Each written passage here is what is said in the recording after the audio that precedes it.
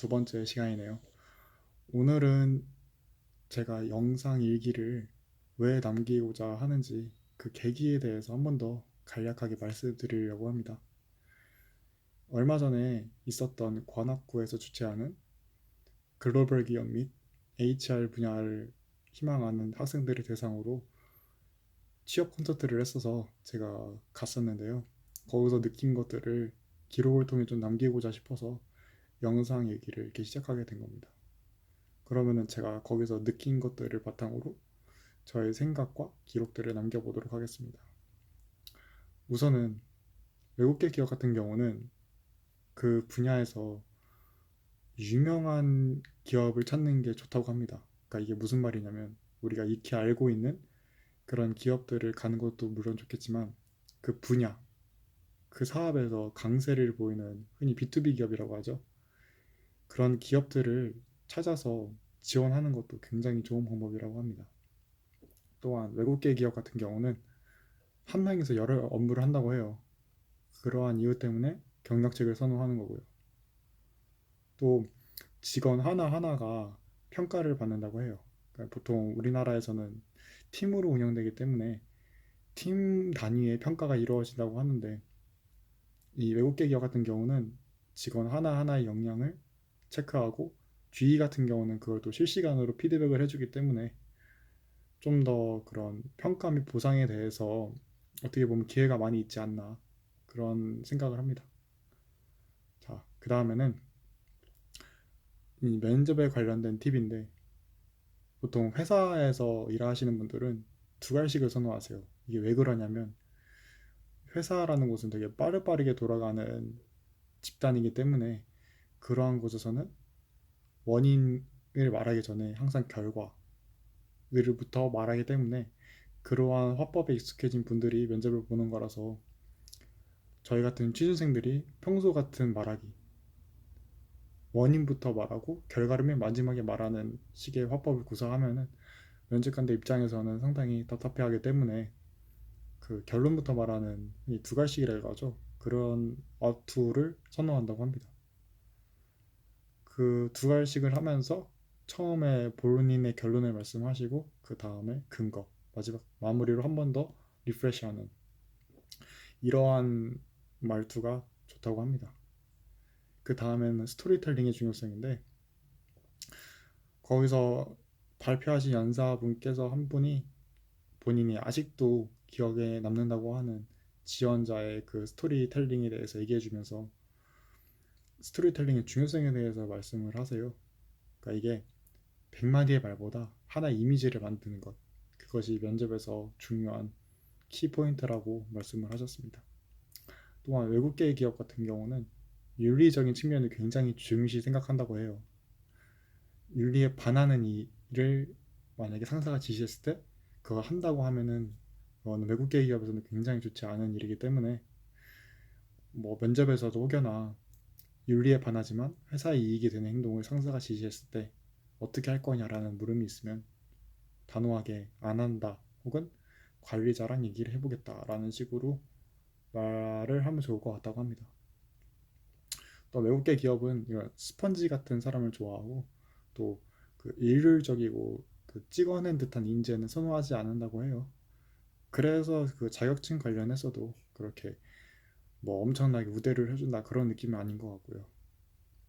그 다음에는 이제 또 꿀팁을 얻어왔는데 흔히 이제 HR 쪽을 지원하는 사람들은 그렇게 사람을 뽑지 않기 때문에 취직하기가 힘들다 이런 말을 많이 하는데 이번 콘서트에서 연사님들이 가르쳐 주신 굉장히 많은 고인구직 사이트를 통해서 제가 확인해 본 결과 충분히 많은 공급이 있기 때문에 우리 같은 취준생들도 열심히 하면 분명 자리는 있다.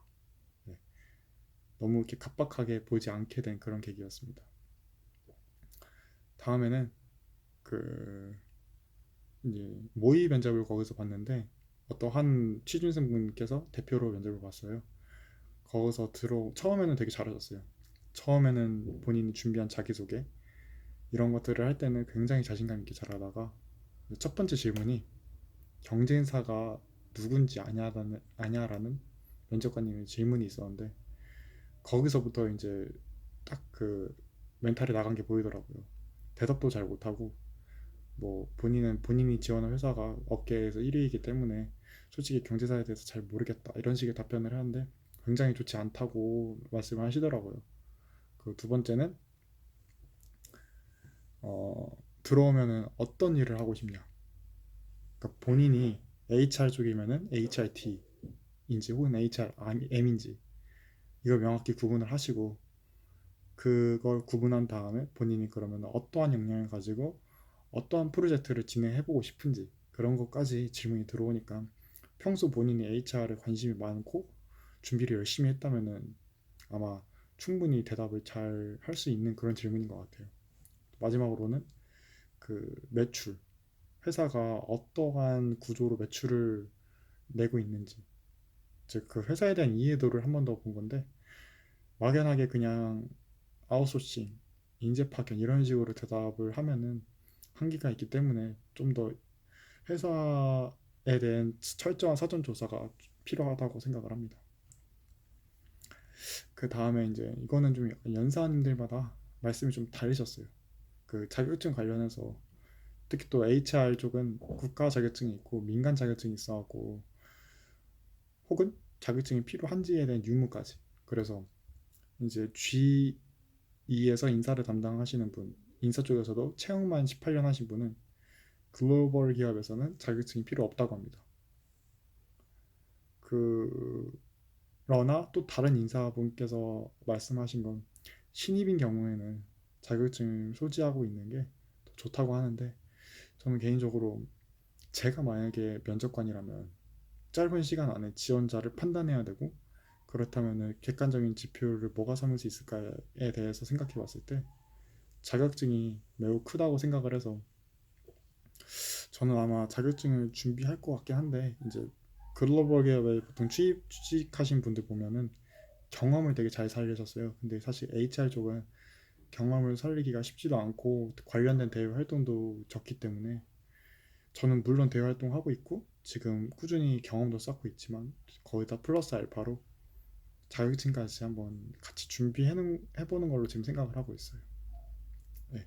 다음 이거는 이제 마지막으로 이론화에 관련된 건데 이거는 우선은 IBM에서 영업을 하시는 분이 말씀해 주신 거예요. 본인은 영업을 할 때 이러한 시스템을 갖추고 영업을 하고 있다라는 것을 프레젠테이션으로 이렇게 만드셨더라고요. 그래서 면접관들이나 아니면 혹은 고객들을 상대를 할 때 이러한 눈에 보이는 지표들을 이제 본인이 스스로 제작을 하셔서 어필을 하셔갖고 저도 이제 듣는 사람 입장에서 굉장히 괜찮은 아이디어라고 생각을 했어요. 그러니까 이거를 이제 HR에 접목을 시키면은 단순히 내가 HIT, HRM 쪽에서 HRM 쪽에서 한번 해보고 싶다. 그럼 거기서 내가 무엇을 어떻게 준비했고 이런 것들에 대해서 차근차근 대답을 할 때 제가 저 나름대로의 그러한 본인만의 언어를 사용해서 그런 저의 생각들을 이론화를 시키고 거기에 맞게 준비를 해 나가면은 그 차후에 취업할 때 조금 더 유리하지 않을까 그런 생각을 해봐요. 이 이론화라는 게 참 중요한 것 같아요. 이게 바꿔서 말하면은 눈앞에 보이는 그런 가시적인 증거들을 남기는 건데 참 이게 제가 저번에 스타트업 HR 면접 보면서 느낀 건데 제가 단순히 동아리를 만들고 거기서 어떤 활동을 해서 이러한 경험들을 얻어서 제가 거기서 얻은 경험들이 회사에서 이러한 도움을 줄 것 같다라고 말을 하는데 이게 뭔가 눈앞에 없고 그냥 입에서 입으로 나가는 말이라서 제가 면접이 끝나고 생각해 보니까 그렇게 막 엄청난 스토리텔링이 되지는 못했던 것 같아요. 그 이후로 저도 이런 눈앞에 보이는 그런 가시적인 결과물들을 되게 중요하게 생각을 하기 시작해서 그런 타이밍에 그 IBM 영업하시는 분께서 그런 식으로 말씀을 해주셔서 좀 깊게 생각이 들어서 또 이러한 영상 일기도 그런 거의 연장선이라고 생각을 해요. 제가 단순하게 HR을 이제 준비를 열심히 하고 있다가 아니라 매일매일 이렇게 영상을 남기고 거기에 관련된 이슈들을 다루면서 제가 결과물을 이렇게 만들어내고 있으니까 그런 거에 좀 더 집중을 하는 것 같아요. 네. 그럼 오늘 영상은 여기서 마치도록 하겠습니다.